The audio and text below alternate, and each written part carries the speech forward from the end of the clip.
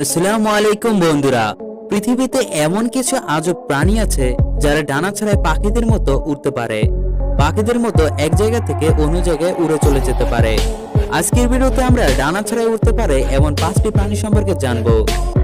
ডানা ছাড়াই উড়তে পারে যেসব প্রাণী, তাদের মধ্যে লিস্টের প্রথম স্থানে রয়েছে সাপ। সাপ হচ্ছে সরীসৃপ জাতীয় প্রাণী যারা বুকে ভর্তি চলাফেরা করে। সেই সাপকে যদি দেখা যায় বাতাসে ভেসে বেড়াতে, তখন ব্যাপারটা কেমন দাঁড়াবে? যেমন এই দ্বারা পৃথিবীতে এমন প্রজাতির সাপ আছে যারা বাতাসে ভেসে পথ পাড়ি দিতে পারে, আর এমন সাপ আমাদের দেশেও দেখতে পাওয়া যায়। এই সাপদের বলা হয়ে থাকে উড়ুক্কু সাপ। এই উড়ুক্কু সাপ বিশেষ এক কৌশল অবলম্বন করে বাতাসে ভেসে থাকার জন্য। তাদের শারীরিক গঠনও একটু আলাদা ধরনের হয়। ডানা ছাড়াই উড়তে পারে যেসব প্রাণী, তাদের মধ্যে লিস্টে দ্বিতীয় স্থানে রয়েছে মাছ।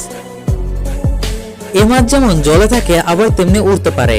এই মাছকে ফ্লাইং ফিশ বলা হয়। এই প্রজাতির মাছগুলো দেখা মেলে মহাসাগরীয় উষ্ণ জলরাশি অঞ্চলে। ঘন্টায় 42 মাইল গতিতে 1300 ফুট উড়ে যাওয়ার রেকর্ড রয়েছে এদের। এদের শরীরে অনেকটা লম্বাটে এবং রয়েছে ডানা সদৃশ 2টি পাখনা, যা তাদের শরীরের চাইতেও বড়।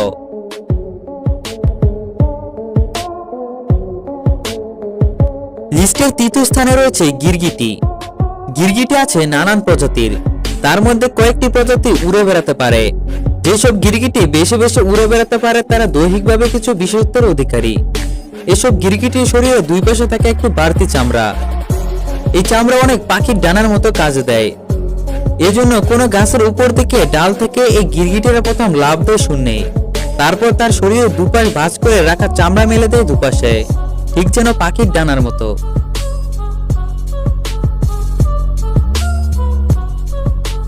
ডানা ছাড়া উড়তে পারে যেসব প্রাণী, তাদের মধ্যে লিস্টের পরবর্তী স্থানে রয়েছে কাঠবিড়ালি।